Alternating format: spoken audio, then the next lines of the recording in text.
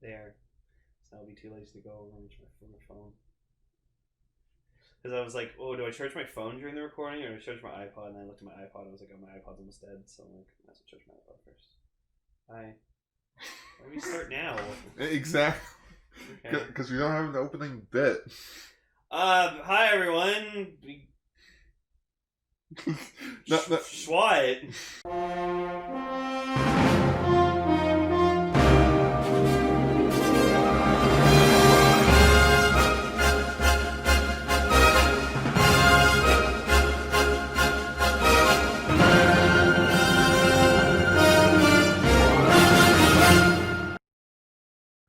Greetings, everyone, and welcome back to Kaiju Sentai Ultraranger, the podcast where we talk about Ultraman's past, present, future, Godzilla, and all kaiju in between. I'm your host, Ultra Yellow Caster Gar. I'm your co-host, Ultraman Caster Lane. We got new couches. Yeah, we got new couches that I can't sit on right now. I mean, can. I mean, I can, but I can't reach the computer. That's true. I mean, what if we... Idea. What if you move the couch towards the computer? No. Well, I wish I had my reaching broom. oh yeah, just like our old couches we had were like really shitty, and they were starting to like droop and sag, and then like our neighbors were selling a bunch of shit, and they like mentioned a couch set to us, and we were intrigued, so we were like, sure, we'll buy them, and we had a fucking lovely time trying to put them in, but we got them in. Moving furniture is hard. It is hard. Make sure if you're going to buy new furniture, make sure you have the measurements of the furniture you're getting and the measurements of your doorways so you can actually move it into your house. Yeah, movies lie to you when they see like movers just like already like moving stuff into like a new house, and it's like it just fits right on in. I'm like, bullshit. Exactly. But they're very comfy. We have an ottoman as well, so it's nice to just have like a thing to kick my feet up. Now it's nice to know that we can have like how many people in this room? Like 5, just on the couches alone, and then if we have like 2 extra chairs, that's like 7, and then plus the person in the main chair, that's 8. So we have 8 people in this room. Wow. Yeah, it's not bad. Yeah. So today we are talking about Ultraseven episode 2. Ultraman Dyna, episode 3, and Ultraman Towards the Future, episode 2.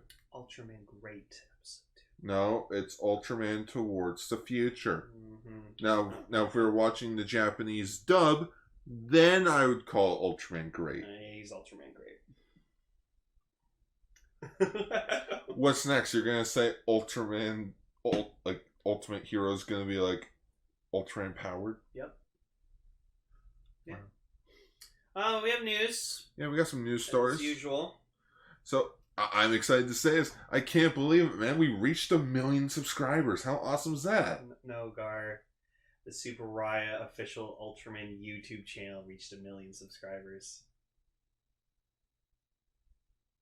Nice try. I need to call a bunch of banks and tell them to cancel money. I need to cancel my pre-order on all the Ultraman stuff. I bought everything. I bought everything. What do you mean by everything? Everything. Everything.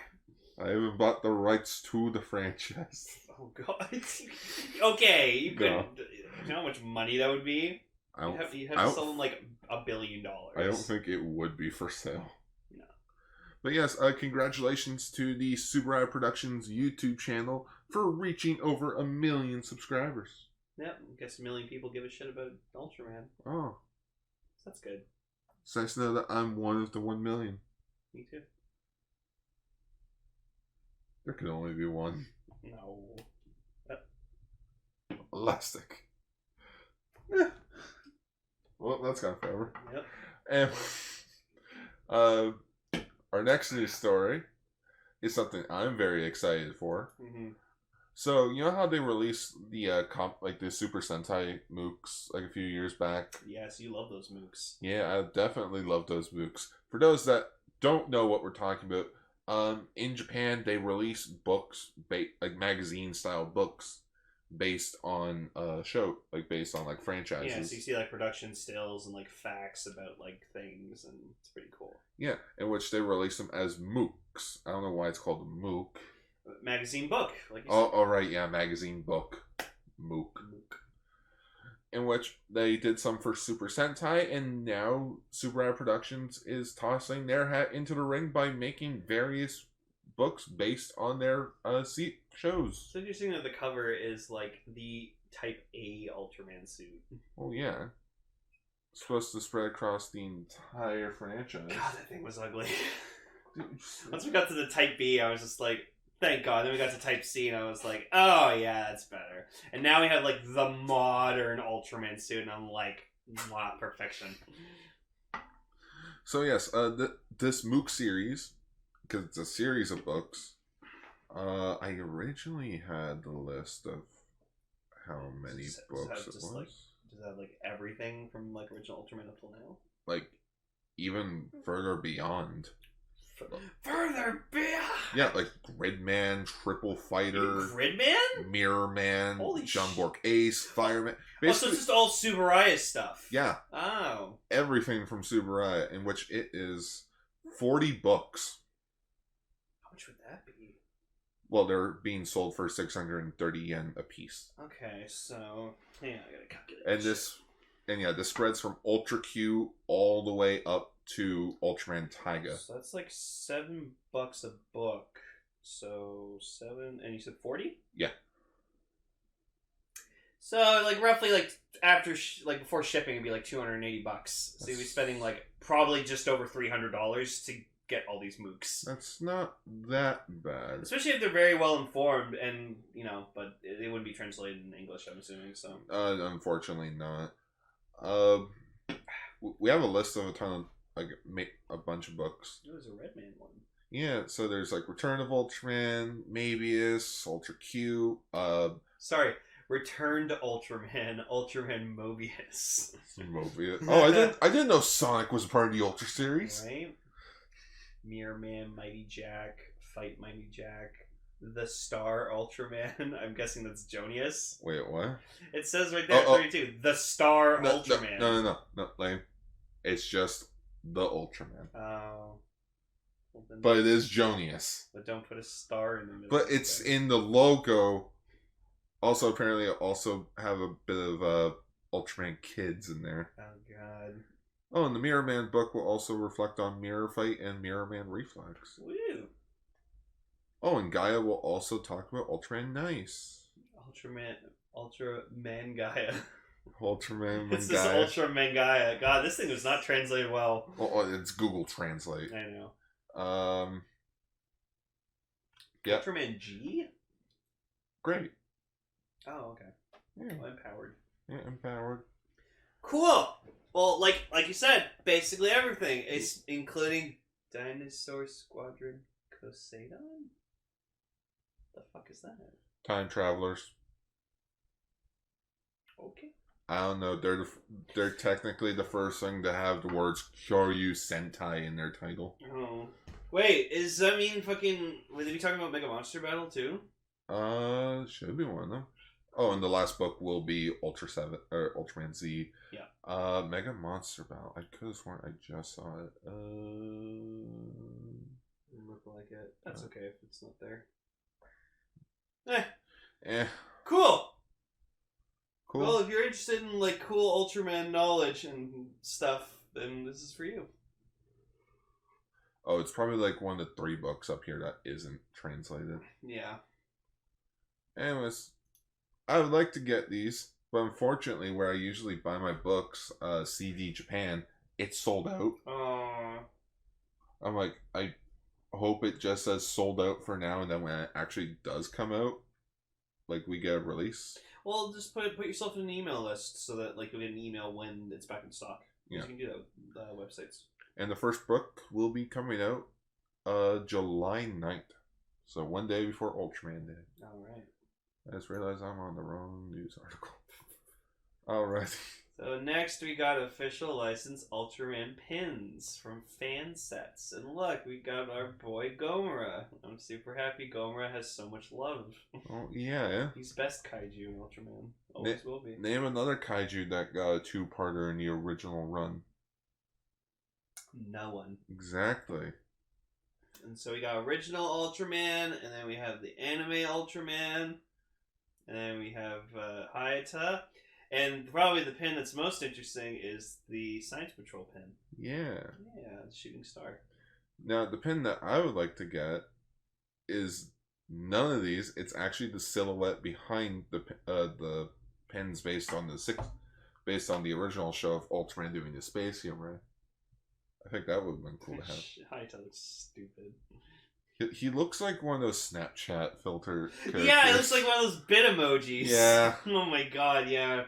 Mine looks like horrendous because like my usual look I try to go for nowadays is like a shaved head with like a big beard.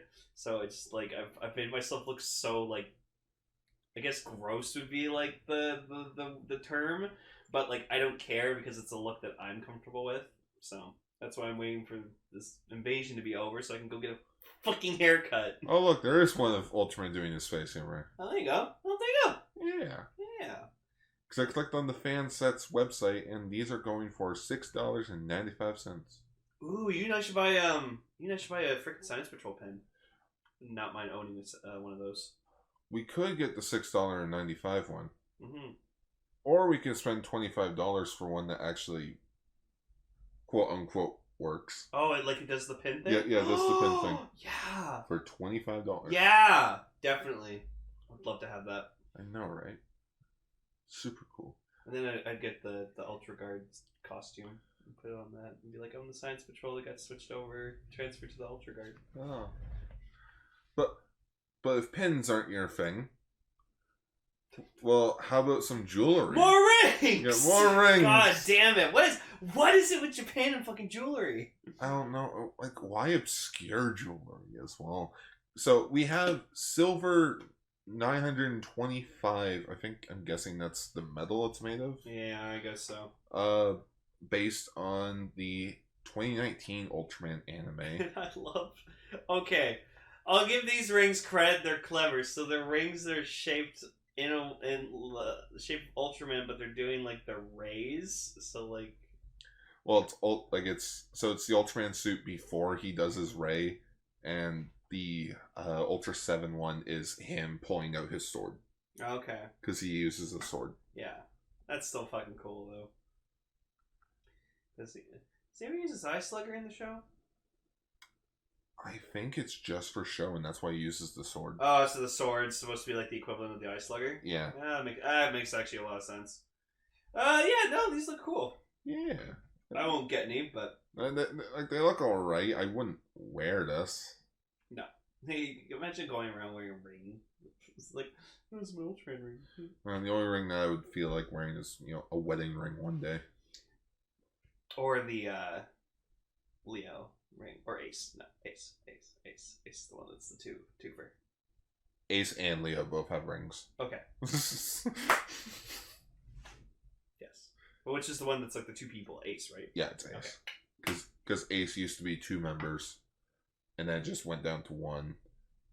Because fans were not happy with a female host at the time. Oof. So they wrote her out of the show. Oof. That's sad. Yeah. Oh. Subaru was ahead of its time, and everyone said no. Now I feel like if they did that, well, I mean, look at Ultrawoman Grigio. Everyone fucking loves her. So,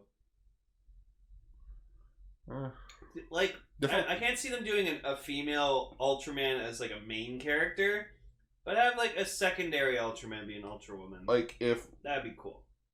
Like go with Rosa and Blue, but just like 1 male, 1 female. Exactly. I think people wouldn't mind. Because Ultraman has already proven that you can have very strong female characters, and like there's plenty of Ultraman shows that have shown that there are strong females. So why can't you have one of those strong females become an Ultra Woman? That would be fucking sick. I would love to see that.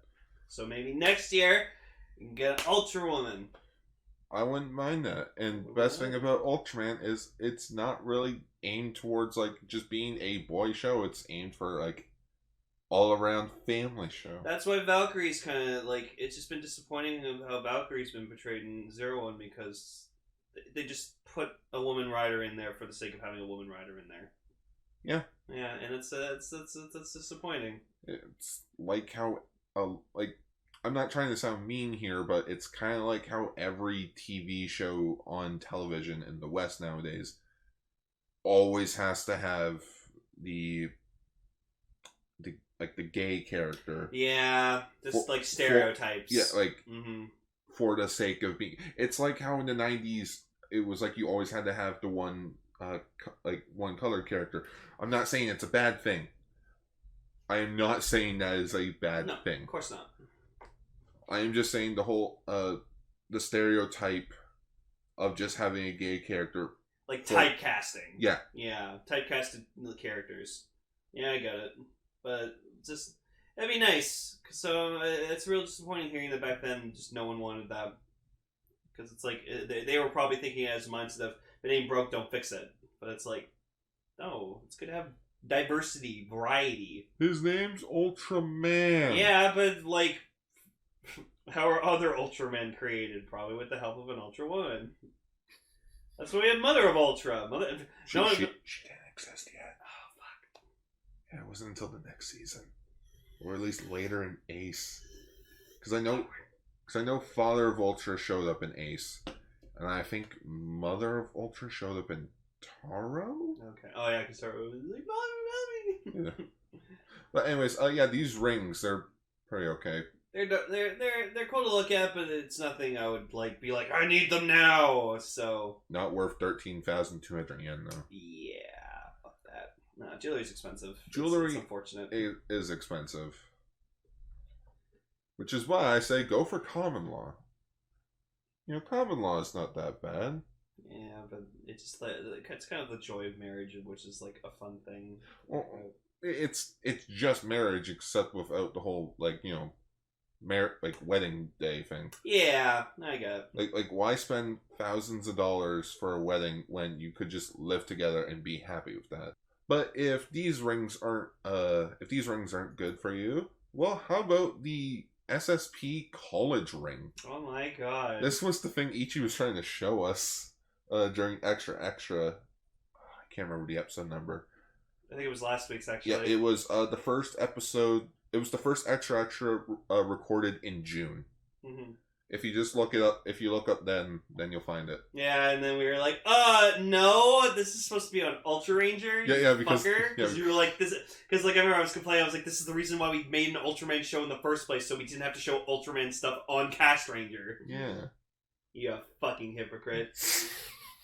Yeah, so we got a college-style ring based off the 1966 Ultraman TV series. It has the SSP logo on it, and it's the Science Patrol. Now, this is something that I would actually like to wear. That'd be cool. I remember I wanted to get a high school ring when I was in back then, but like then I told my parents how much it was, because I think it was like gonna be like $200 or something, and they're just like, no. And I was like, all right. They're like, you don't need it. No. It's like, I think the only people that got rings at my high school were like the football team. Yeah, and like sport rings. Yeah, and there was like a giant controversy because like one of the football players did something like stupid. I can't remember what it was. It was like the Harlem Shake in the school. Oh no. So like he couldn't go to the game, but they won. Like this was like the big championship game, and they won. Mm-hmm. Everyone got rings except for him, even though he's a member of the team. Well, yeah, because he didn't get to go. But it's like everyone made uproar about it because like he's a part of the team, he should get a ring. Yeah, I get it. So these are, so it's made of silver 925 and blue cubic zirconia, which means the jewel's like fucking worthless. Oh. No, zirconia is like the worst. Oh, like is the it? lowest tier of fucking jewelry. Oh. Yeah. If you get someone like a cubic zirconia ring or something, like, it's an insult. You gotta get them a real diamond. It's like Bender from the episode Futurama. How much is this worth? Herbie checks it out. It's a fake. Yeah, no. So that's why you have like people who like appraise jewelry and stuff like that, because like there's fake jewelry everywhere, and you have to make sure it's accurate. And this is going for a cheaper price of 11,000 yen. Probably after taxes and stuff like that, it'd probably be like closer to 200. Yeah. But Sizes in 17, 19, 21, and 23. I don't know how to do ring sizes. Does it go by like inches? I know Kelly's ring size is 13. So these are like big ass rings. Yeah. Like you'd probably wear it not on your ring finger, but like on your index finger or something, or like your thumb. I don't know. Oh, I'm not a big ring person because they just like I don't like the tightness around my finger. So like the only ring that I've only worn is like the wizard stuff when it first came out. Yeah, me too. Because I had to buy the bigger ring. Oh, they're bigger ring attachments. Yeah, I had to get the adult ones because the kids ones that came with the rings freaking did not fit. Scrawny. Yeah, they would fit around your pinky. And then they'd get really annoying and like tight after a few hours of wearing them. Yeah.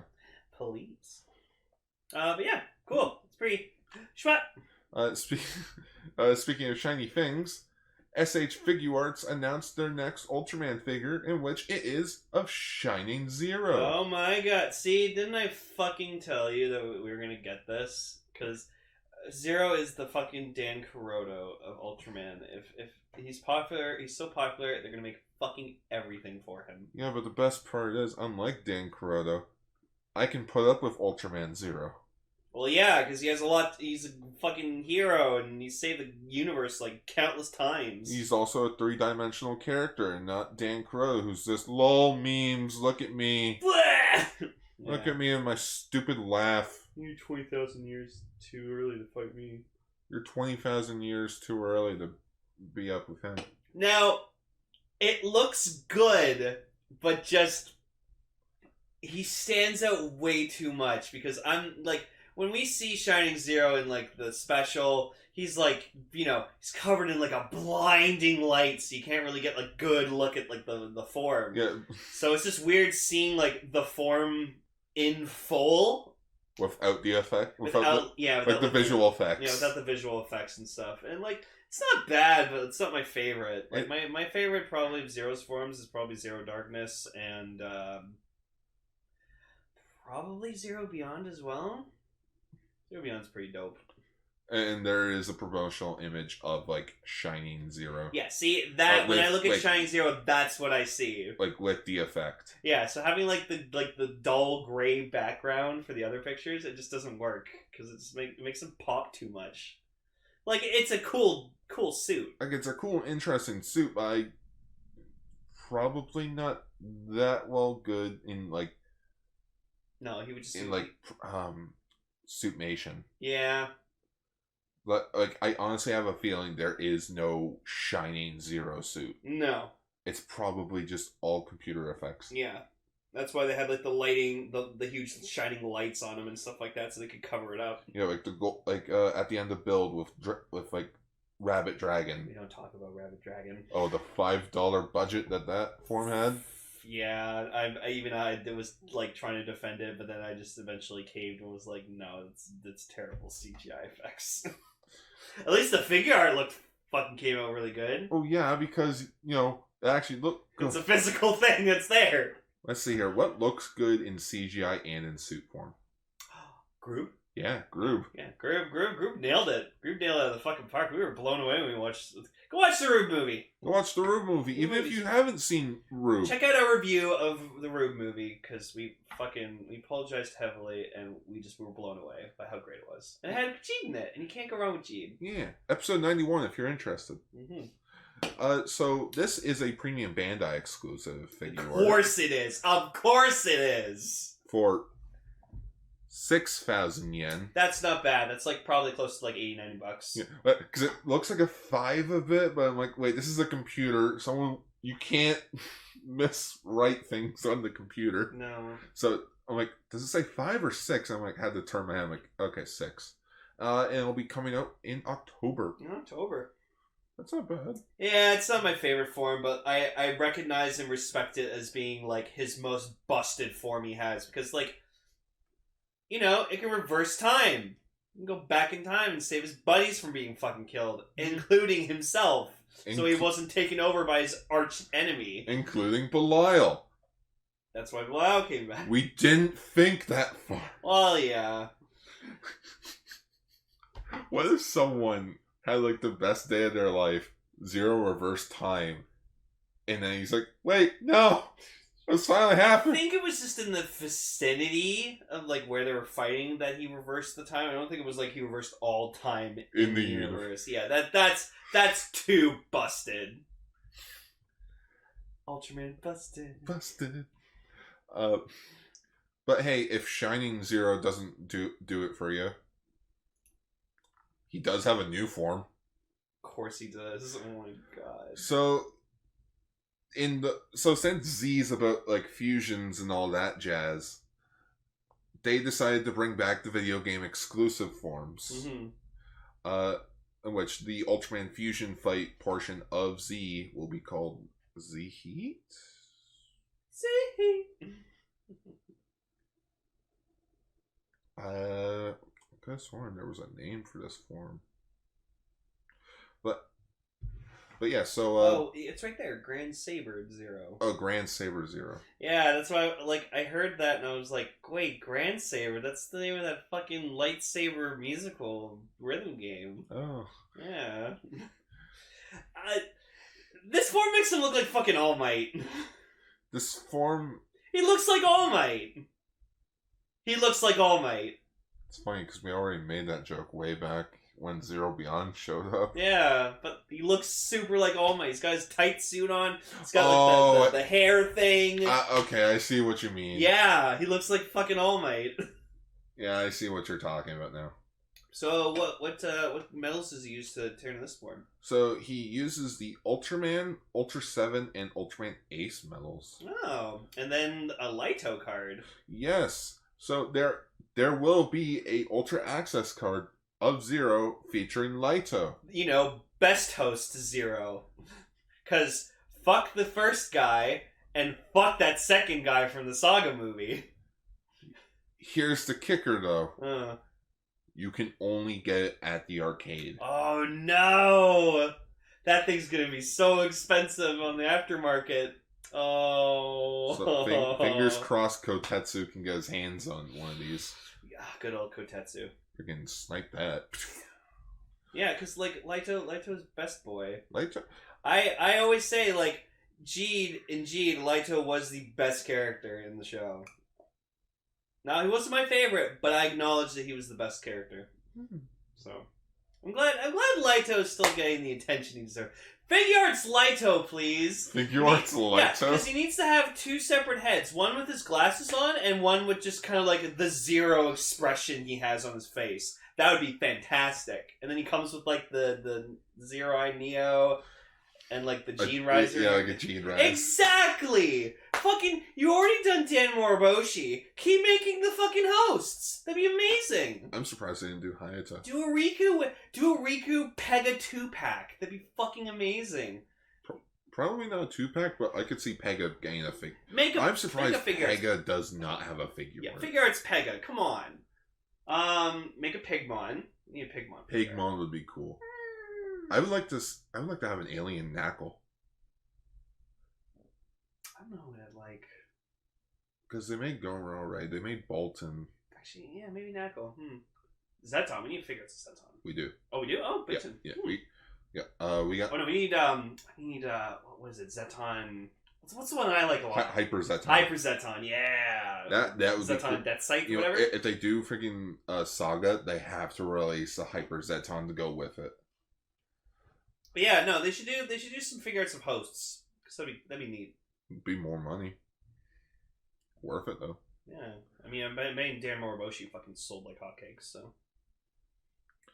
So yeah, if you're in Japan and cool All Might form, go to the arcade. It looks like All Might. Oh my goodness! Apparently, he did get taller by like 4 inches. Jeez, watashi wa. This. So the update in the game will start on June 25th. All right. Good boy, Zero.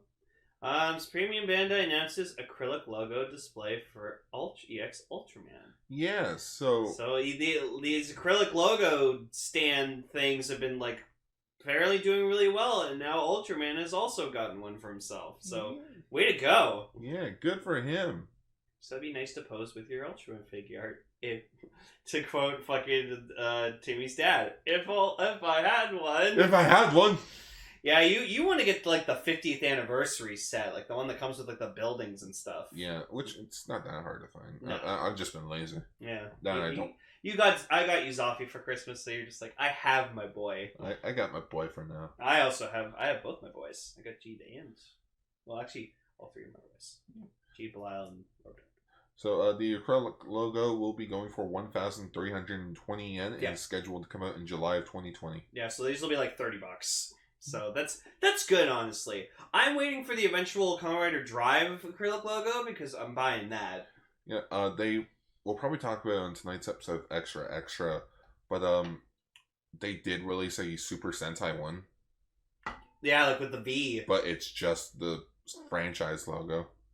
Because, what are you going to display with, like, a random logo of Ultraranger? Because there's no figuarts of Sentai suits. Can you make the Legacy figures? Do the Super Mini Plus. There you go.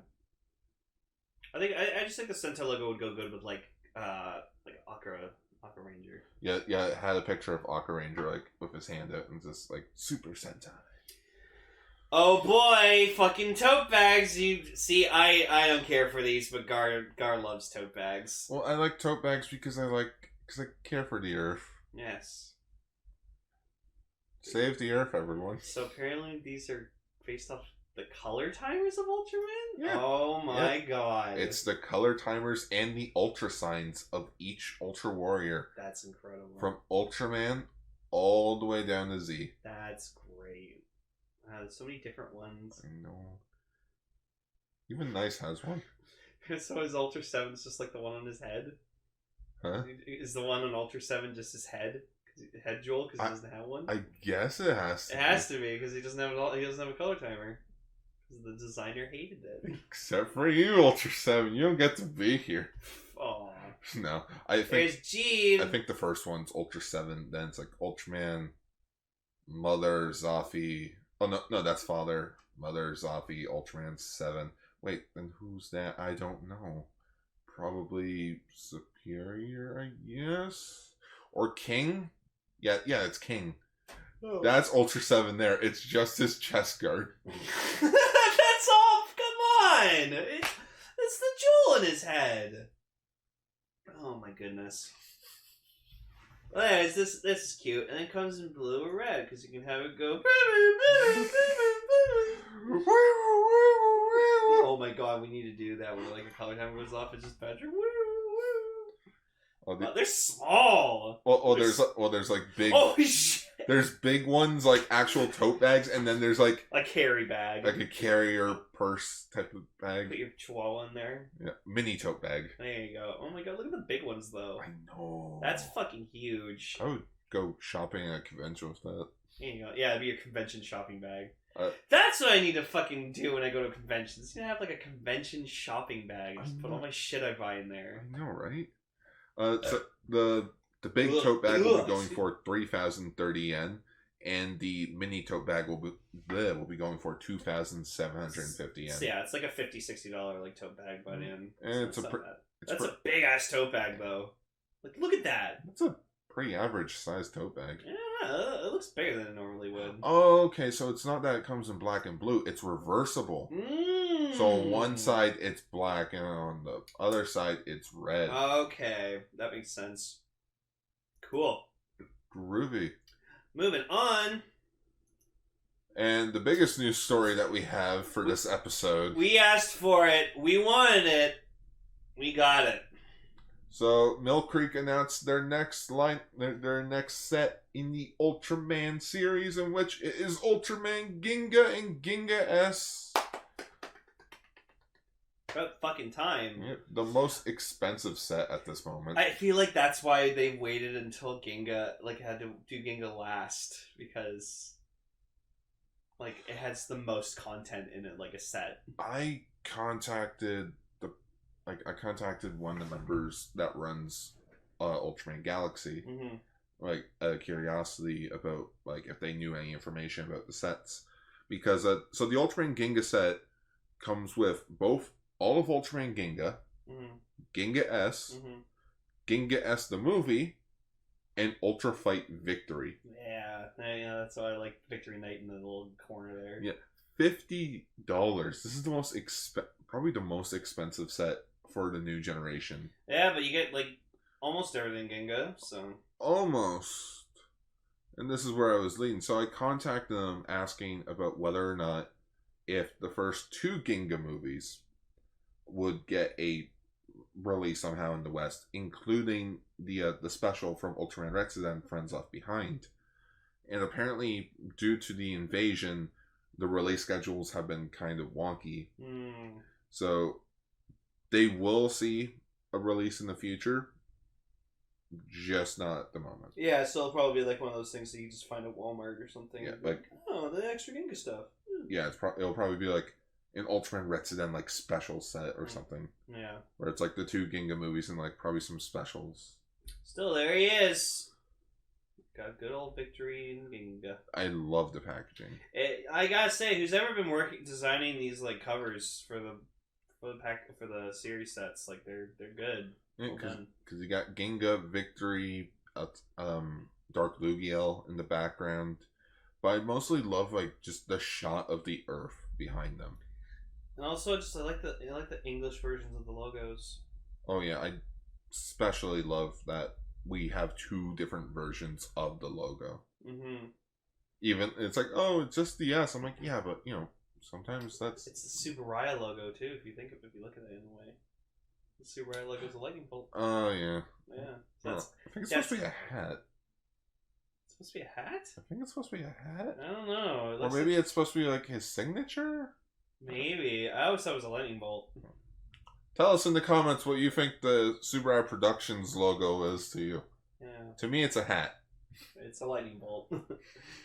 Yeah, cool. I won't be getting this just because, like, I thought Ginga was mad, but I know Gar's gonna be basically collecting every single fucking set that comes out. So. What? No. Yeah, you would love to have a full Ultraman media collection. Yes. Yeah, I knew it. Because, like, 2-3 years ago, we never would have fucking thought this would happen. No.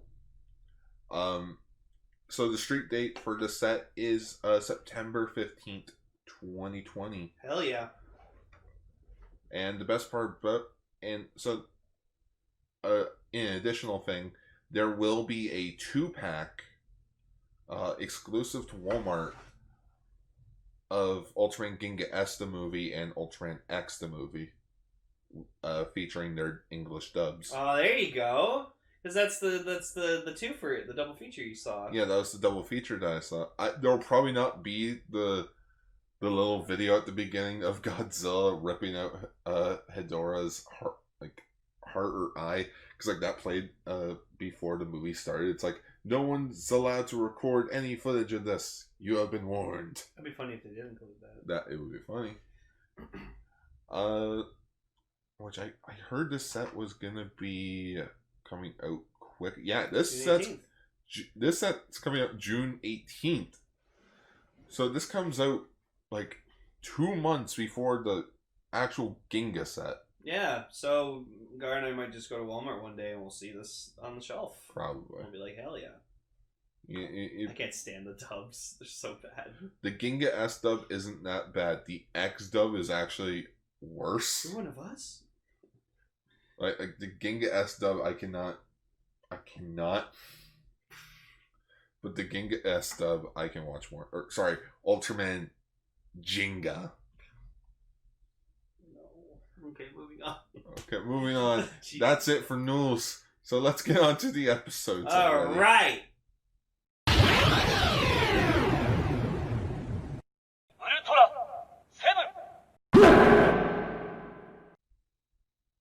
So, Ultraseven Episode 2, The Green Terror. AKA, this is what Green Mons should have been. Yeah, this was actually way more interesting than what they did with Green Mons and Ultraman. So, So, like, the whole synopsis of this episode is pretty much this fucking meteor rock thing shot down from space and landed in this,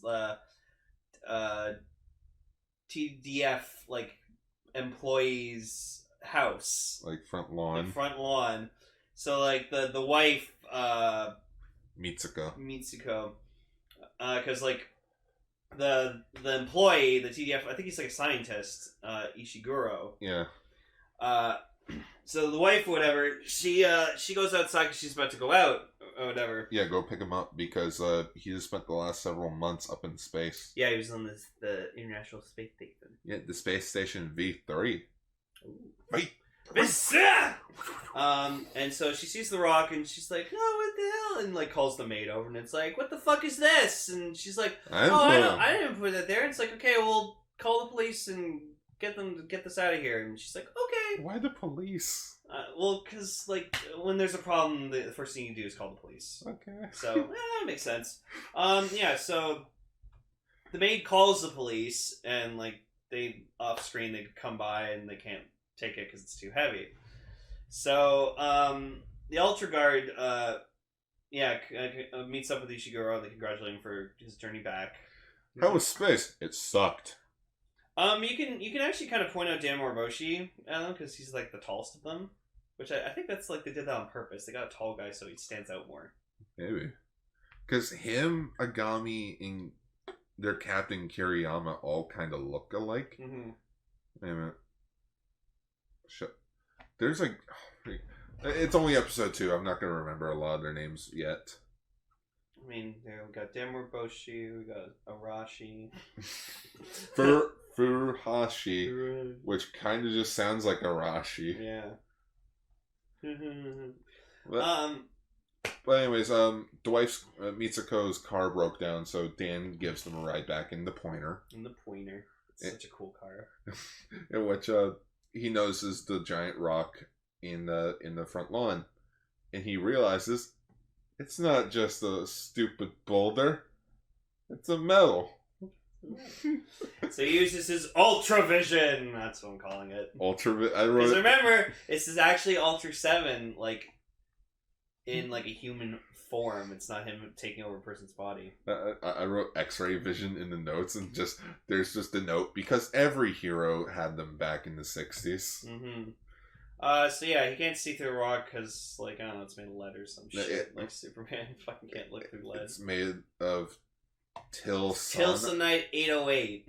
So metal produced on planet Whale. That's how I'm spelling that. Whale? I don't know. Whale. Whale. So Ishiguro decides to like lock himself in his room to like, you know, study and do shit, and for some reason his like he opens up a drawer and there's no, he got a package in the mail. Oh yeah, that's right. He got the package in the mail, and it was a smaller version of said rock that we saw on the front lawn. So he's like, huh? And then it turns into a plant monster. He turns into a plant monster. How do rock beings? How do metals from space turn you into plant creatures? That's a mystery of space, Garby, that we'll never know. Okay. Space is a mystery. It's like how Dragonair turns into Dragonite. You just don't question it. It happens. Well, apparently Dragonite was supposed to turn to Gyarados or something, and Magikarp was supposed to turn to Dragonite. I can see that. Yeah. But yeah, so he starts going rampaging, and he like runs into like a drunk guy, and like so apparently like he this monster has the ability to just like infect other people, and then they turn into green like plant monsters, and like it like I think it like copies them. So according to the narrator, the alien feeds on blood. So it gets into their bloodstream and it turns them into the plant creature. Yeah. So it's just So what happens is like the wife goes up to like bring him tea. Don't know why they did that when they clearly have a maid to do that for him. Well, you know, it's just like so she's just knocking on the door, and like Ishiguro finally like goes back or whatever like that into the office after like attacking some people, And that was several days later. Yeah, that was like days later. Yeah, in the span of 3 days, 10 people got infected. Yeah. And so, like, he reverts back to human form, and he opens up. He's like, "Oh, sorry, I dozed off." And she's like, "Why did you keep the door locked?" Listen, I was just up in space. You know, it just... Shut up, bitch! Talk when I tell you to. It's pretty much his response. Well, not that, but No. just his response is like, I was up in space. I always had to lock everything behind me. Yeah, force a habit. And I was like, that's funny. It's like how me and my friend went into my room once. I locked the door. Like... they turned around and be like, "Why'd you lock the door?" I'm like, "Sorry, force a habit." Yeah, I used to have locks on my doors too. Yeah. Not anymore. No, I'm kidding. No. So like Dan and the Ultra guy are like trying to figure out like what the fuck's going on, because like Ishiguro's acting really strange, and like the wife sees like the plant monster like outside their house, and it's like, oh my god, it's a monster! Like, how can help? And so he looks over, and he's trying not to be like suspicious about that he's the monster. So he's like, we can't let this get out, because if the world finds out that a TDF employee's like house got taken over or something like that, we'd be a laughing stock. We'd be a joke. So he doesn't want to like kind of escalate it.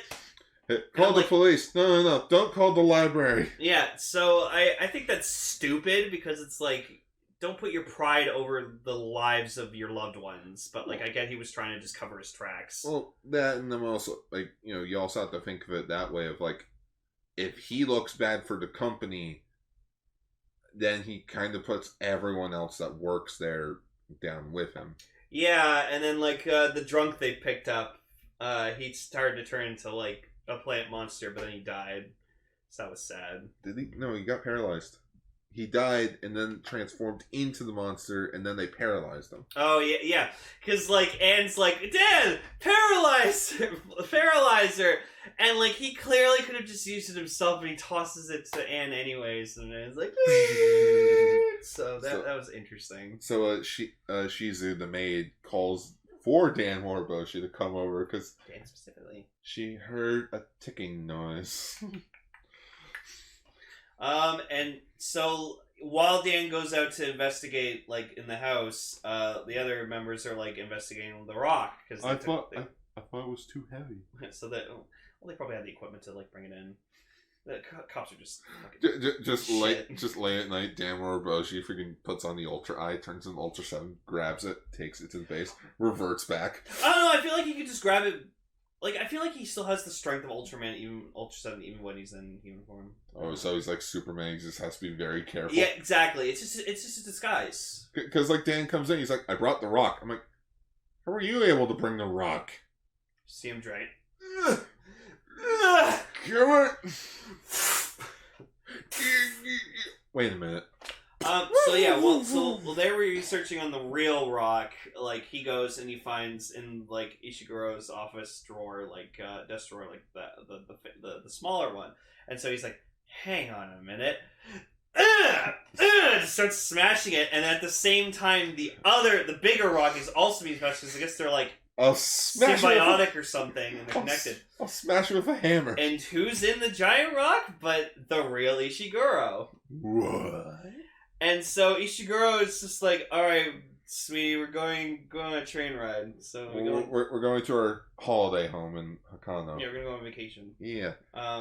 Even though I'm only on Earth for a week and then going back up into space. Yeah, well, it's like, you need alone time with your loved ones. I get it. So they're on the train, and then he just starts changing. Guess it's feeding time. And the wife's like, "Ah!" And so like everyone's like running, and I wanted to make like the joke, like, "Where are you running to? It's the train!" But like the train just stops, and everyone gets out. Yeah, it's not like they're on a boat. They can swim. And then he grows bigger. So we got what's the name of him? Let's see, let's go up because I forgot to mention. So the kaiju of this episode is the alien Weil. Yeah.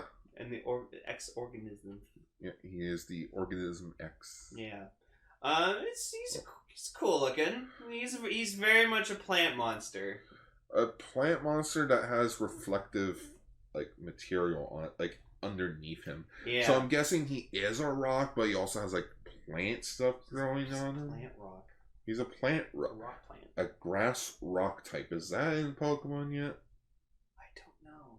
I don't think so. I'll have to ask Raven. I mean, Obama Snow's ice grass. It's pretty cool. Pretty good combo. Yeah, so then Dan's like, alright, I got so we get the proper transformation sequence. Yeah. Because he's in his uniform now. And then he transforms back into Ultraseven, and he freaking yeets the freaking kaiju over the map. Because like they go through a tunnel, and like the train stops inside the tunnel. Mm-hmm. So like Ultraseven shows up on the other side of the tunnel with the monster, and he just yeets him over. Just yeet. Yep.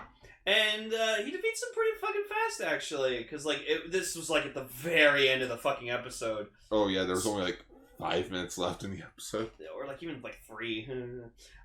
So he uses the eye slugger, and this is where I'm gonna start keeping track of how many times Ultraseven cuts a kaiju in half. So it has to be down the middle with his eye slugger.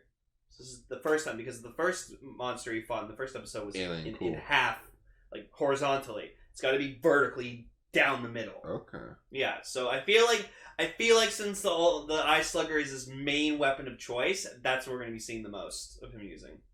It's like, he's big on his rays and stuff too, probably like any other Ultraman, but like I feel like the eye slugger is like his selling point. Well, yeah, because he chopped it in half, and then he like blew up the 2 pieces with his Emelian ray. Which the explosion was cool. Yeah. Like if Super Eye can do one thing really, really well, it's really good practical explosions. So Lane, yes. Big question. Uh-huh. How do you know his name's Ultraseven? I don't know. Everyone just started calling him that. I thought it was bullshit. Yeah, it's weird because Anne like looks up. It's like Ultraseven, like the other Ultra Guards see him. It's like, look, it's Ultraseven. It's like we never established that he had a name. I feel like it's another one of those things where they filmed this episode like later. Oh, like production? Yeah. Yeah, it was. It had to have been. Like, so now we're gonna get another episode later where they're like, oh, what should we call him? Well, you know what? We'll look up on the Japanese Wikipedia page right now. Oh my god. Go to the broadcast list. This was the second episode to go into production. Wow. And episode 3 was the first episode in production. Episode 1 was the 5th episode in production. What the fuck? So I guess by the time they got to the 5th day, like whenever the 5th production episode was, we blew all the budget on that. First 2 episodes. Ah, fuck that. So the Secret of the Lake will probably have the explanation as to why they call him Ultraseven, hopefully. Well, no, it's just that was when they production orders basically just this is when they started filming. So it's like this was like day 1 or week 1 of shooting. Can't wait to get to episode 17, Underground Go Go Go. It's called Underground Go Go. Oh look, it was written by Shozo Uhara. There you go. You know, the guy that wrote Go Ranger. Hey. Jackos, Battlefield. Hey. Yeah, and Gavon. Holy shit, He also wrote episode 11. Yeah. Or episode 9. There you go.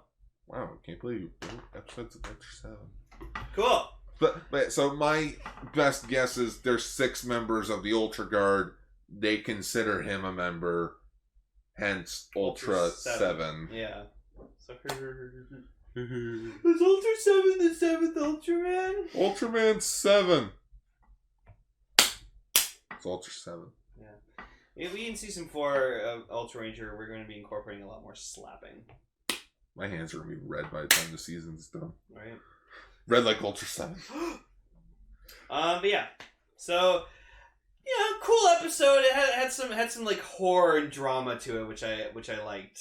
Because I like to involve I like to involve someone within the organization instead of it just being like a random married couple. It's like, no, it's a guy who's contributed to society and he's known among the organization. So that was really cool. Apparently he was one of the scientists in the episode in episode 8 of Ultraman. Okay. Like the episode where it was like Red King and like all the other kaiju, like the lawless monster zone. Oh yeah. First episode of Pigmon. And I like that when they actually bring the real Ishiguro over to the wife, like the wife's like And it's like, no, it's the real one. It's the real one, don't worry. He's like, I can't wait to breathe some ozone here. I'm like, I have a feeling you died of radiation poisoning. And then, like, he's like walking away with the wife, he just turns. Just like the end of Thriller. Just, they had no, like, the aliens didn't really have any plans. It was just, hey, let's just go fuck up Earth, because fuck them. Yeah, they were saying, like, if this escalated within months, the entire world would be, like, turned to plant people. So. Hey, there's something wrong with being plant people. Except we all look alike, so. You've never seen frickin' Don't Go in the Basement, Goosebumps. Don't go in the basement. Oh, freaking, there was the episode of Fairly Odd Parents where Timmy wished everyone was the same. Oh. So everyone was just a gray blob. And oh, yeah! Yeah. Yeah, oh, God. Jesus. Yeah, that episode was cool. Oh, freaking, what's his name was in it? Mark? No, I love Mark. Gilbert Godfrey. Oh, that was one of my... Mark was one of my favorite characters, like the alien. Yeah, oh, yeah. Dude, yeah, no, love him. Loved every time he showed up in Fairly Odd Parents. He was the fucking best. That was Rob Paulson. Yeah, I can hear it. Yeah, so good episode. Yeah, especially for being the third in production. God.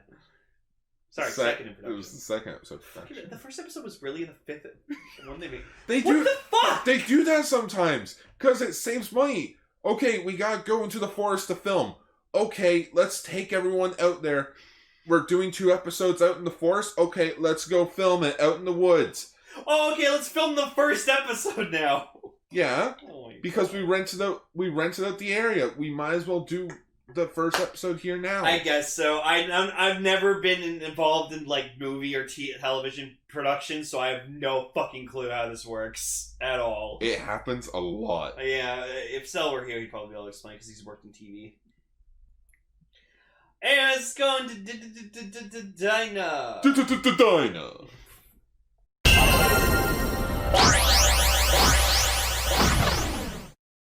Ultraman Dyna.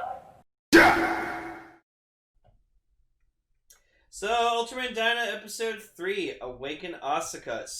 So, I'm gonna say, 3 episodes in, and my god, is Asuka just... He's gonna get so much fucking development by the end of this series. He's gonna be a badass motherfucker. Like, to quote,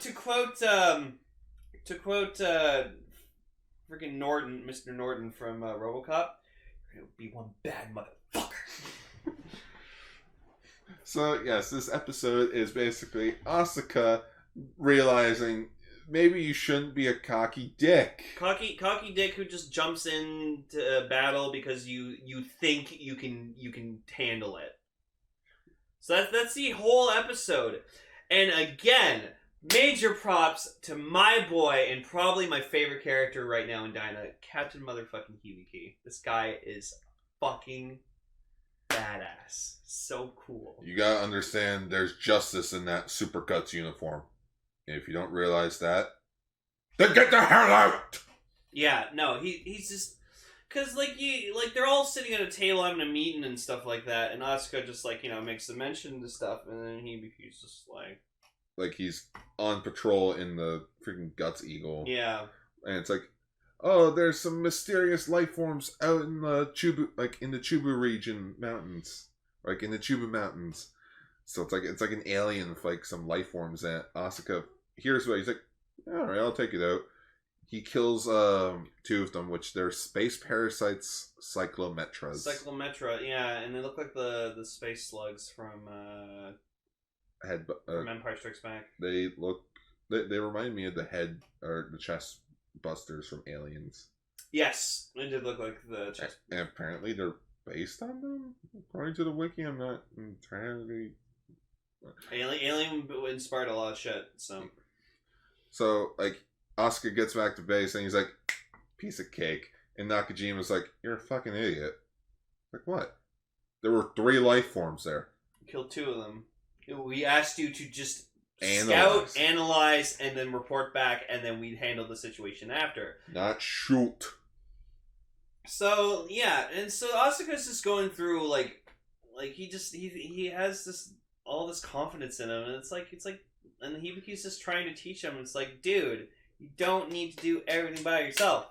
And then Hibiki says something to like the rest of the group while like he was out on patrol, which I actually like.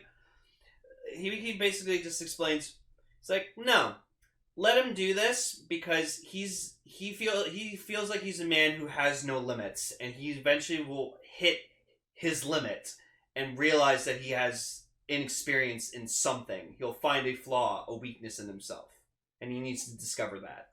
And I just was like hearing him say that, and I was just like, yeah, holy shit! Like Hibiki, because you know what? Hibiki was probably just like Asuka when he was his age. He probably knows, so he's like looking, and he's trying to be a father figure to him, and I love that. I love that the captain's actually trying to be a mentor and like mentor him and make sure he follows the right path to being like a good member of Super Guts. He does feel like the father figure Asuka never really had growing up, because like Asuka does have his dad, but he lost, like, you know, he got lost in the light. Went missing, when he was a kid. So like from like say like age 8 to like however old Asuka is now. I'd say he's like 18. 18, 19-ish. Yeah. Like, you know, for like a solid 10 years, Asuka just kind of didn't have a dad. Yeah, so I feel like Dyna's gonna be one of these shows where we get like more in depth with this, like with Asuka, and more with these characters. They're showing that Asuka has room to grow, unlike Daigo, who was just the everyday man who didn't really have any flaws. Yeah, he already was a member of Guts, while Asuka was like the new guy. The rookie. Yeah, exactly. And this episode started off with like having like a training montage where like they were having training exercises, and he was supposed to work with Asuka, or I mean Rio. Sorry. Yeah, Rio. And like Asuka he just went ahead and just started blasting. He did everything himself, and she's just like, fucking really? Like we're supposed to work as a team? He's like, I got this. And so like I like that this episode was very well paced in like trying to, you know, convey its message, its lesson, its moral. I also like how some of the targets were designs of like Tiga monsters. One of them was a keloid. Yeah, it kind of reminded me of Men in Black. Oh yeah, it's like, why did you shoot the little girl? Which is funny because Men in Black came out like a year after Dyna. Or no, was the year 97 or 98 it came out? Men in Black? Yeah. Oh, I can easily look it up. I think it was 98. Men in Black 1. Men in Black. It came out 97. 1997. So Hey, same year same as year. Dyna. Okay. So yeah, so the surviving Psychometra crawls down in like underground, and it slithers into the mouth of another kaiju, a revived monster, Glossena. Though according to the there was English, or at least like a translation on the screen. So like Gossina. Yeah, it's like Grossina. Yeah. Which I will say, I like that in Dino it shows the episode, like it tells us the episode number and name, but also the name of the kaijus that we're going to get, which I think is a really cool addition. Okay, so I guess we should acknowledge this to our listeners. Yes, we are, since Dyna currently does not have a official release through Millcreek, we are watching Ultraman Dyna with fan subs. Mm-hmm. Ultraseven we're watching through Millcreek, through Movie Spree digitally, mm-hmm. and then Ultraman Great is a non-official release of the Blu-ray. Yeah, because like that we have no choice, unfortunately. Yeah. But like we try to watch everything official when we have it like available to us. Like the original Ultraman, when that came out on Blu-ray over here, we moved from our fan subs to the official Blu-rays. The official Blu-rays. Exactly. And then hopefully Subaraya has a fucking heart and, you know, keeps Ultraman Z uploaded in English subs on YouTube so we can watch it. Apparently it'll be up for like 2 weeks and then... That's fine. As long as we can watch it, that's all that matters. Yeah. So this cycle, and according to the Super Guts, apparently Gosena was a monster that Guts fought and defeated like 10 years ago. Well, they fought, but not defeated. They fought it. Like it They caused it to go back underground and just be dormant. Yeah. It did not show up in Tiga, though. It did not show up in Tiga, but it makes sense. Like, Guts was made to, like, fend off, monster kaijus. Yeah, so they probably fought kaijus. Because we saw in the first episode of Tiga, like, when Godzilla showed up, they didn't really attack it. They kind of just blasted it back underground. Like, no, back. Yeah, because Tiga just made fighting kaijus easier for them. Because, like, the ones that were fighting later in the show were just, like, really fucking tough, and Tiga needed to be the one to defeat them. So then Asuka goes off again to fucking take on this thing himself when, like, they clearly gave him orders not to do that. And he disobeyed them. Hibiki went with him. Yeah, Hibiki went with him this time, but in result of Asuka's fucking arrogance, he got Hibiki injured. Yeah, because which I fucking hated him for that. Because like they go over, like they use the X-ray to go over the kaiju Glossina, and apparently, if they do hit this like the Cyclometra, it carries a sac of acid in itself. So if it goes off, it explodes. Yeah, and spreads like the eggs everywhere. Yeah, and then they just go from like they discover like, oh, this isn't like the first planet it's landed on. It's gone on to other planets and like this is how spread its seed. So Asuka like separates like his part of the Guts Eagle, lands, tries to turn to Dyna, but his transformation device isn't working.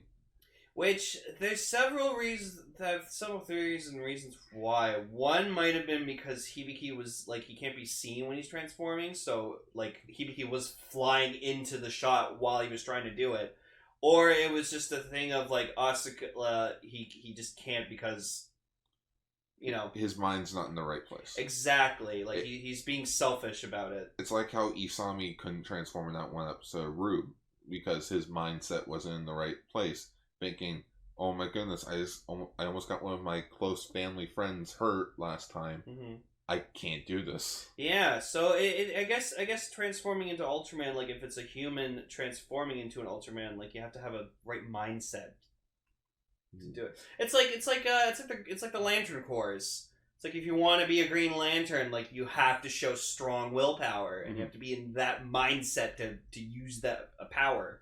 So I like that. That's an interesting way of seeing it. That like to be an Ultraman, you have to have a certain mindset. It's like another example, Drive. Like Wild, you have to be heated up. Technic, you have to be like cool minded to use it. So I like that. Mm-hmm. So yeah, he wonders why it doesn't work, and he goes back to base, and Hibiki almost got killed. Yeah, so he's kind of injured, but Koda like told him off. Yeah, which I gotta say. That man's got nice hair. Oh, Koda? Yeah. Well, he's got a slick haircut, and then freaking Not Hori was like, oh, baby. Nakajima. Yeah, and I'm just like, shut up, Not Hori. Call him Not Hori. Well, actually, guys, so I don't know what. If this was dubbed, which would have been funny if Tiga went straight to Dyna dub, and it's just I could see Nakajima having like the noisily like voice. Or he's like a super nerd. Koda would just make fucking hair jokes all the time. He's like, Koda, why don't you ever wear a helmet? Because he's got nice hair. I would go out and take care of it, but I just styled my hair. Just gelled my hair up. Yeah, it would just be like an off comment, like, because like, he probably does it, like, do the hair movement. Yeah, like fucking Forza. Hibiki would be like Kada's brother or something. Yeah, so Hibiki's lying in bed, and just like Asuka's just like it's funny. Like Asuka goes off again to like because he has an idea of how to like kind of defeat Glossina, but like he looks at Hibiki's super guts uniform that's like hanging up in his room, and so for a second I was like, is Asuka gonna like don Hibiki's outfit? That would have been fun. I'm Captain Hibiki! Whee! And we also have like a scene where Asuka, he's like tossing a ball outside, like playing catch, and I'm like, who's he playing catch with? Like his dad? Immediately cuts to his dad, like catching the ball, and I'm like, wait, what? And then it cuts to like he was bouncing it like off a wall back to himself, and I was like, okay. Fuck. We got some Ryan Steele PTSD over here. Yeah, or like, it's Star-Lord fucking, oh man, like I never got to play Kaiju with my dad. Why is it always the father figure? Because it's a big thing. Like a lot of people grow up without their dads, and they like their dad. They look to their father for like a role model and stuff. Because like like mothers can be like that too, but like usually like males have like a more tight bond with their dads. It's like that, like me and my dad. Like my dad grew. He raised me and taught me right from wrong, and I thank him for that. So Asuka's just like, I'll go out, like, you guys distract him, I'll swoop in and try to like defeat him, and it's like, okay. No, it's the other way around. Oh. You guys stop him, I'll use myself as bait. Yeah. Right. And then he transforms into Dyna finally, which still got that CGI transformation I'm not a fan of. They'll probably change it eventually. It's episode 3, they kind of want to milk it. They want to make it showy. Yeah. Because they're trying CGI for like the first real time, I'd say. So, but yeah, like I don't like it. Hibiki almost got killed again. Like Hibiki wakes up, hops in the other freaking Guts Eagle. What a fucking badass, man! What a trooper! It's like, I can see you're learning, Asuka. Good job. Boy. It just almost gets killed again. Luckily, Asuka like clicked into his jet. Yeah. And then he turned to Dyna, Yep. puts the ship down. And he fights the monster, but for some reason it does this weird fade-in effect. Oh yeah, that was bothering you the whole time you were watching. Like I'm like, did we go with like several different shots and just try to fade it in together? Is it like, supposed why? is it supposed to like resemble like a time lapse has gone by in this fight? Was there supposed to be some other effect and that was a placeholder? But like it shouldn't have gone by that fast because like it shouldn't be a time lapse because like the narrator clearly states Ultraman Dyna is only able to keep stay in his form for 3 minutes. And then the confusing thing was, and it might just be the subbing, but like it said, like once Dyna's color energy runs out, he is no longer Ultraman Dyna. And I'm like, does that mean Ultraman Dyna's gone forever, or is that just it's a Tiga thing where he just loses his energy and he just dehenshings and Probably that. Okay, so it'll probably happen again. Oh yeah, we'll have an episode where it's like Dyna will get his ass kicked and just Dyna turns to stone. Shit. Still. Jeeds is the most harsh. Oh, when I run out of energy, I can't transform for 12 hours. And remember that episode where you had to fucking sit for 12 hours watching fucking the city getting shit kicked? With only one Ultra Capsule with him? Yeah, and Zero was just fighting for as long as he fucking could. Yeah. Oh my god, that was a pro episode. Go watch Jeed, it's good. Watch Jeed. Jeed out now in Millcreek. Officially Millcreek. Yeah. Give us a sponsorship, Millcreek. Cool. We'll milk your fucking sponsorship. Hey. But yeah, Ultraman Dyna beats the Glossina and the Cyclometras and flies off, and the episode ends with Asuka and Hibiki playing catch together. Oh, which I thought was awesome. So that was cute. So this was a really good episode because it focused on our main character and his flaws, and like it taught morals and lessons, and it showed like Hibiki was like trying to like let him find his flaws for himself and being there as kind of like a mentor and father figure, and I loved that, and that's why so far Hibiki is my favorite character in this show because he's just so fucking cool. So I'm enjoying Dyna, and I can't wait to keep watching. So, anyways, let's move on to Ultraman Towards the Future. Ultraman, great. So, episode 2, the Hibernator.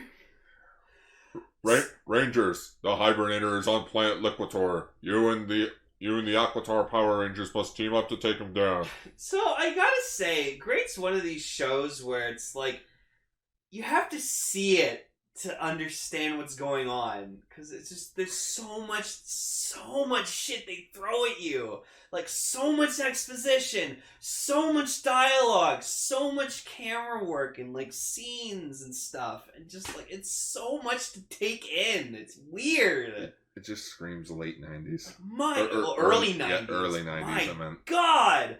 But Gar and I can agree on one thing in this show, and that Captain Arthur Grant is probably the MVP of this show. Yeah. God, he's cool. So he doesn't take anyone's bullshit. Oh, the military's coming in. You can't do that. You guys don't even know what you're doing. Well, we got to make them do something. Well, do something else. Damn it. Well, evacuate then. Yeah, just like a yeah, and just like so we get the kaiju of this episode is the ancient monster Gigasaurus. Gigasaurus. So it's apparently just like a basic dinosaur that was like hibernating for like millions of years, and they uncovered it, or some fucking company uncovered it. Okay, so it was deceased for it lived around 35 to 50 million years ago, but because of the Gudis life force surrounding the planet, it brought the creature back to life. Yeah. So like the Gudis cells are inside the creature, and he's still dormant, but it hasn't affected anything yet. And it's weird because the footage they show is of Antarctica or something. Yeah. I'm guessing since they're in Australia, it's like Antarctica. Yeah. Or like the South Pole or something. Yeah. Well, not a lot of things live in the South Pole. Oh yeah, true. So yeah, it's probably Antarctica. Yeah, because like they were talking about, the polar ice caps are melting in the north, and because our planet's polluted. Because the narrator also likes to bring that up. Oh yeah, we still go ham. They're still going ham on the fucking narration. Oh. And you know what? I understand why, because I noticed watching this episode that they were talking so much technobabble, and you need the narrator to just kind of dumb it down for you, so you're like, oh, that's what's going on. It's the whole Mighty Morphin Season 1 thing. Billy, what do you think of this? Da, da, da, da, da. What? Trini. He means this. Yeah, Trini always spoke Billy. Those two should have been a thing. He should have. So, freaking Charlie being the funny one of the group, he makes like a nice joke, which was pretty funny. Oh yeah, it's one that meets the ice. One that meets the icicle. Like I caught it, but Gar didn't catch it. I was like, oh, Transformers check. And then I watched it again. I'm like, oh, you said icicles. Yeah, so like they come in to like investigate Gigasaurus, but like the company's not letting them really. Like the government officials are like, oh no, this is our problem. We'll take care of it. And Arthur's like, okay, but it's like, and like they think he's like Charlie said dead, but he was saying dormant, and they actually bring that up later in the episode where Arthur's like, no, dormant and dead is two entirely different things. But we do see the Gigasaurus does get what's the word I'm looking for? Tampered with. Yeah. Because there's some mysterious guy. We don't know who he is. Apparently he's a Gudis spy. Yeah. According to the narrator, which apparently our antagonist of X of Z is going to be the exact same thing. Okay. He's a Gudis spy. Ooh. Which, there is a funny joke with the government official. He's like, who are you guys? And it's like, oh, we're whatever the acronym means. And he's like, UMA? UMA. Yeah, they'll like laugh and stuff. And Arthur's like, fuck you. He reminds me of freaking Anthony Hopkins from Silence of the Lambs a bit. Fucking, what's his name? Hannibal Lecter? Hannibal Lecter, yeah. I think it's just like the facial... He's got that voice kind of for him. Also, speaking of voices, Jack Shindo shows up. Just he's purposely there to like introduce himself because he knows they're there. Because he's constantly watching these guys. So he's been waiting for like the right perfect moment to just like be like, "Hey guys, I'm back." So Gene notices him just sitting there, and like the way he turns, it's just like he's like, oh, fancy meeting you guys here. Like he planned it. He obviously planned this. He was waiting for the right damn moment. Yeah, and so to turn around. So like the way he fucking says it to them, it's just like he's like, well, that's an interesting way of saying welcome back, and it's like, and Arthur's like, how are we supposed to expect someone that we weren't expecting to come back? Yeah, so like they're trying to ask him like how the fuck he escaped Mars, and he's just like, what would you like to know? I was in a coma. I don't remember anything else. Yeah, it's because he can't reveal he's Ultraman great and stuff like that. But and so, but back to the whole voices thing. Is it me, or does Jack Shindo kinda have the same mannerisms as Matthew Broderick? a little bit. Like, I can see Matthew Broderick in this role. Because this was probably filmed in 1990, because, like, the trademarks for 1990 when it came out in 1992, so I'm guessing this was filmed, and then 2 years later, it finally got some sort of, like, light of day. Yeah, so, like, they go back to the base, and, like, they're examining Jack because, you know, they want to know... You were on Mars and supposed to be dead. Yeah, how are you yeah, here? we're giving an examination, so we got him with his shirt on, and like, Ooh. And so, like, Technobell, like, they're talking, like, so, like, Charlie's thinks he knows, like, what's going on, and so Jack explains, like, oh, it's the Gudis, like, it recognizes, like, the evil in, like, kaijus, but some of the kaijus can, like, monsters can, like, resist it and not transform, but, like, it's gonna take advantage of Gigasaurus because it's hibernating, so it's defenseless, and it can just slip in. So why doesn't it just take over humans? Why take over the prey when you can take over the predator and do the same job? Yeah, and like that's what I like about the show is that like it's not just like it's a random monster of the week, but like we have like a main villain. Yeah, the Gudis. Yeah, it feels like it does feel nice because I thought that's what Dyna was going to go for as well, the synthetic beasts. Mm-hmm. But I'm like, oh no, guess we're not doing that. Guess they're just going to be like a once every few episode villains. Yeah. Where in Great, it's definitely just a kaiju influenced by Gudis energy, which again, like in Ultraman Z coming up, apparently there's a dark force taking over kaijus. Similarities. It's like poetry. It rhymes. So, Arthur's not stupid, and he knows that Jack is like keeping shit from them. He knows more than he's letting on. So he goes over to Gene, and he's just like, "Listen, I know you're like close to Jack. You're friends with him. It's like we need you to find out more from him because he knows more than he's letting on." And she's like, "Well, like, what am I supposed to do?" And he's like, "Well, you're close to him. Get closer." Right. So are you telling me to bang him? No. I mean, Just get closer personally. Just, I don't know, give him a quickie or something. Who knows? Yeah. So I kind of hope that they stay on that, like the whole like she's trying to get more out of him and stuff, and then she just like goes back to Grant, just being like, it's Thunderbolt Ross, Betty, and Bruce. Oh, so and Jack met fucking Shaman quickly. Like, hi, I'm Shaman. I'm Jack. Yeah. She was wearing a bra this episode. Yes, they were wearing. She was wearing a bra finally. But I don't know why we're looking at their chests constantly. It's not like the camera crew put the two women in white outfits and then put lights over them so that you could see the bras. It reminded me of that video where this guy is trying the don't look at down at boobs challenge. And he's going on this full 30-second speech like, I'm not gonna look. Sits down and starts the video. Fuck! Just looks at the boobs immediately. That's freaking... It's the Jack Black episode Community. He's like, oh yeah, I've been there the entire time. He has a dream about the freaking Anna, or not Anna. Freaking the two main women in the show. Yeah. And it's like, I could have been dreaming that one. Yeah, so then, like, we cut to Jack, like, Gene and Jack talking more, and Gene's just like, oh, we're doing Shumble Ultraman and stuff, and it's like, Jack's like, no, fuck you, bitch.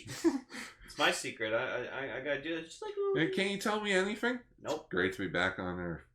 Well, bye! Yeah, bye! Yeah, like, so Jack's really, like, just being an asshole and not telling you anything, and, like... Ooh, we do learn one thing. Uh-huh. Jack's not a member of the UMA. No. He's just a random guy that she knows. Well, he's an astronaut. He was sent to scout out Mars with, like, his partner, and then, like, we got a flashback to his partner fucking dying again. Oh, Stanley? Stanley. Yeah. I've never seen Stanley again. Well, we saw him this episode. So then we cut to where probably is the best part of this whole fucking episode. So it cuts to Oh. Jack like on his motorcycle, and it's like, you know, sunset and stuff. He's talking to Ultraman. He's just talking to Ultraman. So this whole conversation, and like, because like we saw in the credits for this show, is that Ultraman has like an actor for his voice and a suit actor. Yeah, it's usually what you do. Well, we just thought it was the grunts, but no, Yeah, he's got full dialogue. He's actually talking. So Jack says like a line where he's like, "Oh," and like clearly it's just him talking in a recording booth, sounding like he's on a motorcycle, but he's not. Like he's not talking actually. I feel like a freak around them. Like they think I'm a coward, and I'm like, what gave you that idea? Is it because you don't want to do anything? What's going on? I feel more like the Goodus than freaking. I feel like I relate more with the Goodus than my own human beings. My own kind, and he's just like, he's like, whoa! It's like you had no choice. Like I had a choice to fight, you don't, and he's like, well, yeah, like it's like Ultraman Great has like the most boringness, like not boringness. That's not a word, which is the most monotone voice ever. Yeah, and like it's an Australian accent too. It's like Ultraman's talking an Australian accent. I'm sorry what happened to you, but it needed to be done. Yeah, it needed to be done, and then like freaking Jack just is like, yeah. Great's just like Jack. I forgot what Jack says, but like Great just goes like, just like it just shows a close up of him, like it's like a transparent, like in the sunset, like it's that episode of fucking Comrade X when like you see like the bass blowing up and you just see like you see X's father being like, that's what reminded me of. Yeah, it's weird because it keeps zooming in on Great as he's talking. So like by the time it gets to the end, it's like up to his shoulders. It just says, it's just, Like, what? Are you agreeing? What are you doing? Yeah, so like again, the show you have to see it for yourself. So like if you're not watching the show along with us while we're talking about, like change that now. Go back, watch the first 2 episodes we've already talked about, and keep watching. So like, thank God this show's only like 12 episodes long. But it's interesting. So Jack steals one of the Hummers. No, you didn't take it. Oh, you meant the jet. Yeah, he takes. Yeah, still, that's such a stupid. And so for like the rest of the episode, they're just like it's like Lloyd arguing with Gene, just being like, what the fuck, Jack? Like you're not authorized to fucking fly that vehicle, and Jack's like, wouldn't you like to think that? And then like Arthur's just like, yeah, that's my impression of Jack. Well, he's being a fucking douchebag. He's being a fucking shit. Yeah. And so he goes, and Arthur's like, you're not authorized to ride that vehicle, Jack. And he's just like, hey, I flew fucking shuttles to Mars. I can fly this fucking contraption. Alright, I'm going off communications. I'm gonna head on in. Bye! And then Arthur's like, he leans back in his chair with his tie down. Just what I needed. A space cowboy. A space cowboy. Yeah, and so like Lloyd's just like, what the fuck? Like, how's he able to fucking fly that? And Gene's just like Lloyd, the man flew these things before he fucking flew shuttles to Mars. Like, he fucking invented the goddamn things. Yeah, I think that would have been a funny line of Gene's. It's like, Lloyd, who do you think invented this technology? Yeah, so it's just so, like the I have to say like the chemistry between these guys are like they're good. Oh, they're fluid. You stay for the charm of the characters. Yeah, and then like I like that Lloyd and I think it's like Charlie and Gene are together. And so like they're flying together, and just like Charlie just goes like, smells like Goodus. Yeah, no, he's with Lloyd. Yeah, he's with Lloyd. He's like, smells like Goodus. I'm like Charlie's amazing. Come on, Charlie, we gotta go. I haven't had breakfast yet. Doesn't matter. Yeah, like they're at an encampment, and like he has like wrapped like sandwiches and like snack things. Yeah, he's always either drinking or fucking eating something. Like you see him. Oh yeah, the best fucking shot of the episode. So like freaking, I forgot about this. It's so funny. So Charlie, like, he's like sitting and he has like a bag of candy or something like that. It's like fruit snacks or something. Jelly babies. And so Arthur fucking grabs one and just like Jack like walks off or something like that from the scene. And you just see Jack. Oh no! Jack saying that the Goodus, like he was saying how like the Goodus was like, oh, it's its main form and this isn't the end. This is just the beginning. And Arthur just eats the snack right in front of him. The shot ends with Arthur just being like, just eating the thing he took from Charlie, and I'm just like, you can't fucking make this shit up. It's not a justice, Cherry. So funny. Funny thing, there aren't actually cherry flavors of that candy that they had on Sentai Justice. Wow. So, fucking Jack crashes the Hummer, and Gigasaurus is fucking like fully awakened by now and stuff like that. Giant. Yeah, he's giant. Well, I was hoping he was going to be a biped, but he ended up being a quadruped, and like he just looks like he's dummy thick.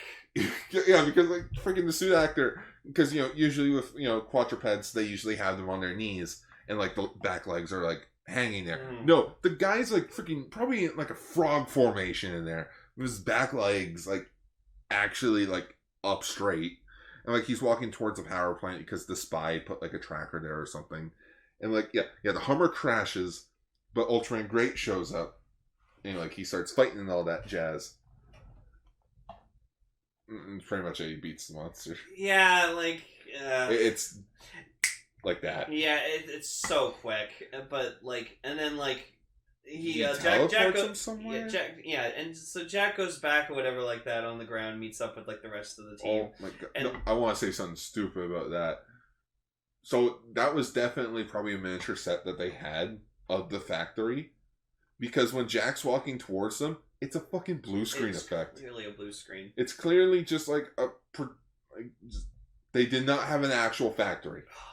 And so like Lloyd's like, hey man, what the fuck happened to my Hummer? And Jack's just like, oh, minor damage. It's like, I'm like, no, you fucking crashed that thing. I saw an explosion. You destroyed it. You fucking asshole. Lane, you gotta remember, Ultraman pilots can't fly. Except for Asuka, apparently. Yeah, I regret not keeping a fucking Hayata crash count. Oh, it would have been so good. It would have been like the 20s. Oh my god. It says... And like the episode just ends weirdly because like, don't worry, there's some minor damages over there. It's like, I thought you weren't playing the same game. Or playing like, I thought you weren't like a team player. It's like, unless we're playing the same game. And like Lloyd like makes like a mention. It's just like, if we really want this guy in our team. Yeah, it's like, and Arthur wants this guy in our team. And just so like, I don't know what to think about this show right now. Like we're only 2 episodes in. We have like 10 more episodes to fucking go. I just don't know what to think of it. Like, it's good, but it's bad, too. It's in that uncanny valley of... It's in that middle. I think it's because, like, the characters and story is very interesting, but the production value is pretty sloppy. Yeah. So it's like... You stay for, like, the fucking cheese. Like, the cheesiness and the campiness of it. Yeah, you stay for the cheesy factor. Just... Due to the Earth's pollution, Ultraman can only stay in his formation for 3 minutes. Okay, so it's our fault. Yeah. Thanks. Well, yeah, they always said that. Like in Ultraman, it's like Earth's atmosphere is like the reason. Yeah, but it's because of the pollution itself. It's like, okay, so we're the assholes. So, like, after this episode, I'm just still like, oh, there was another scene too where like the military guy, like the bald dude in the suit, like he goes up to one of the soldiers, he's like, what happened? Where is he? He's like, I don't know, sir. Oh no, the machine was breaking. Yeah, the machine was breaking. He's like, well, fix it, stupid. Yeah, fix it, stupid. And so like, I'm interested to see where the show goes, and like, I will say the opening for the show is fucking awful. It has this weird, stupid, early 90s like filter on it, and just like... Oh, visually, yeah, it looks bad. But then like you have the end credits where it shows scenes throughout the rest of the series, which is weird, and it has an end shot where you see like all the UMA team just like pointing like guns. And I want to know what that shot's going to be about. I want to know the context behind that shot. We'll learn it eventually. Yeah.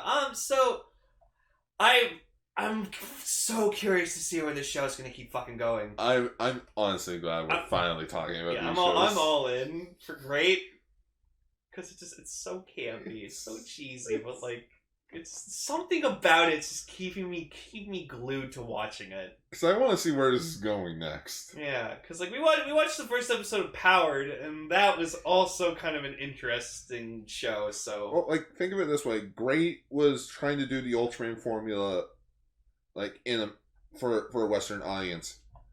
Ultraman Powered is straight up a reboot in America because it has more like. It has Red King, Data, Bolton, Zeton. Great has its like own original kaijus. yeah, So it's like very similar production wise, but different in their storytelling idea. yeah. But yeah, so I think we have 3 good winners of freaking shows right now, because like you got Ultraseven, that's like it's the successor to Ultraman, so it's got a bigger budget, it's got more to do with itself. That's also just a weird thing to think about. Ultraseven, when we watch that, looks like it has a higher production value than Great does.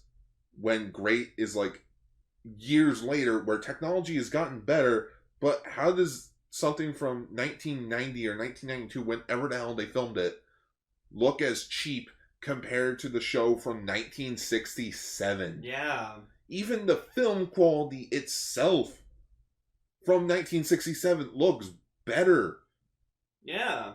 Maybe it's just what they were filming on. I'm not sure. And then you have Dyna, which is like, it's going off the success of that's great that we're timing this so well, where it's like we're talking about like both successors in both the Showa and the Heisei era. Mm-hmm. So, and then you have Dyna, which is just like, it's a new, like years later, it's a new format, new characters, a really strong developing protagonist. And here's an idea. I think I know what Dyna and Ultraseven both have in common. What? They took what worked in the previous season, and then they improved on the areas where they were faulty. Yeah. And then you have Great, which is just, it's trying its best, but there's something special about it. It's like The Room. It's a bad movie, but you want to watch it. Yeah, like for me, it's like Mortal Kombat Annihilation. I know it's a fucking shitty movie, but I don't care. I love watching it every single time. Or it's like Small Soldiers. People complain about that movie, but I love that movie too. I feel like, Gar, after we've watched all of Ultraman Great, we're just going to be telling like people we meet at cons stuff. They're like, no, you have to see that. It's one of those Ultraman it's like, you have to see it for yourself. I'm going to get that Great Empowered MOOC. And hopefully someday we'll find a good original English subbed version of Ultraman's Earth, because I really want to fucking talk about that movie. It's coming out on Millcreek does have the rights to it, so it will happen in the future. Because we don't want to watch that dub. No. English dub. It's so bad. You know what I want to try and get my hands on? The Super Nintendo Ultraman Great video game. It'll be hard, I don't think. No, I don't think so. But yeah, so that's it. So honestly, we have 3 good shows to talk about, and I'm glad. Like all 3 shows are keeping my interest, which is really good. So yeah. So this is Kaiju Sentai Ultraranger episode 127. It's not a kaiju. It's a rock. Or something else. Maybe something involving the captains. Yeah. Captain's hard as rock. I don't know. It'll be something. And we'll see you all next week. Schwa for now. Schwa for now.